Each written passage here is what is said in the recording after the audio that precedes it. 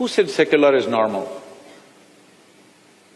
Let's understand the word secular. Secular means everybody has the right to do what they want and we respect that.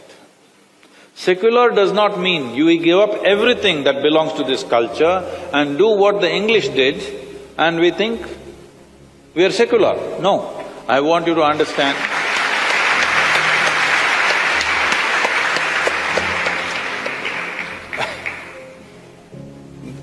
I want you to understand, even today in United States of America or UK, from where we think we imported our democracy,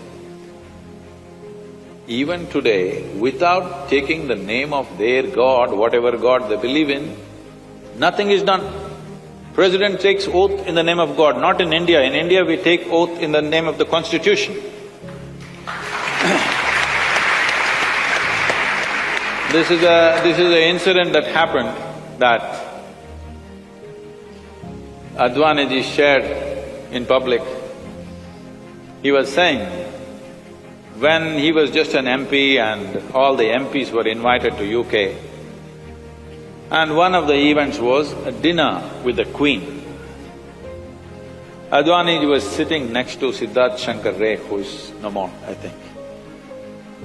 And everybody is assembled, Queen is sat down, Prime Minister sitting down, dinner is served, but everybody is waiting. So Siddharth Shankar Ray is hungry, he asks Advani, "What's happening? What are we waiting for? Queen is here, Prime Minister is here, why don't we eat?" So Advani told him, "This is not India, this is UK. The priest has to come and bless the food. Till then you can't eat it." I'm saying, we are misunderstanding secularism as a way of become irreverent towards everything. No, secularism does not mean that. Secularism means we respect everybody's way of life. We don't think our way is superior to somebody else's ways, but we choose a certain way because we think it's better. But if somebody has to prove that is better, we're always willing to debate endlessly. There's an entire culture in Tamil Nadu where Tamil Nadu's population and especially the kings shifted from Buddhism to Jainism, Jainism to Shaivism, Shaivism to Jainism, again back to Shaivism, depending upon the sages of the time. They sat down and debated. In the debate, if the Jains convinced that this is the way, best way to do it, this will lead to better life, they all converted. And next, another generation, another sage came and that sage proved being on the Shaiva way of life is the best way to do it, everybody converted back to that. I think this is fantastic, this is what should happen.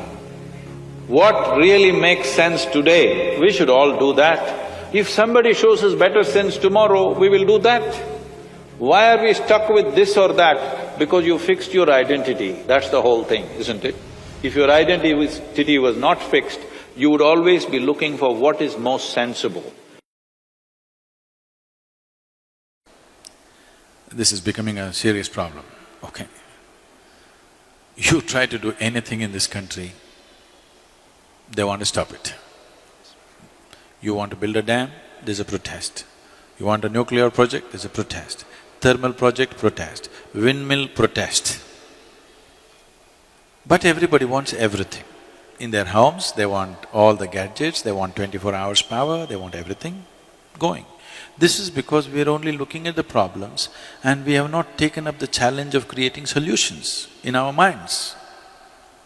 I think this is a kind of a pre-independence hangover, because Mahatma Gandhi brilliantly designed a revolt against the British, not by killing them, not by shooting at them, not by bombing installations, but simply by stopping activity. Bandh, Hartal, Satyagraha came from there.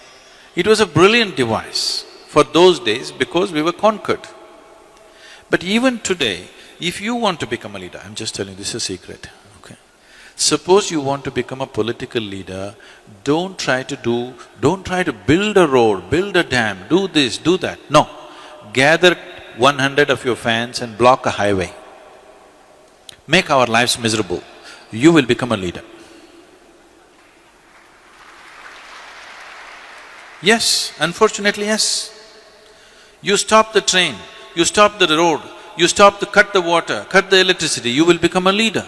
If you make something happen, you will get ignored, of course. Making the nation go and making the nation stop are two different kinds of technologies. Mahatma Gandhi mastered the art of making the nation stop, and it was contextually the right thing to do for those times, because we were being ruled by somebody else. But we are still doing the same thing. State governments are demanding that they must have a right to call for a bandh. Bandh means closure.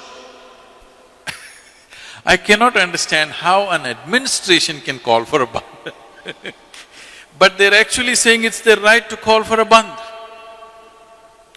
Close down something and you'll rise in your prominence. This must change. We should never identify people who stop something in this country as leaders. This must be done by all the citizens. Whoever stops something in this nation should never ever be our leader. Whoever makes things happen in this country, he must be the leader, isn't it?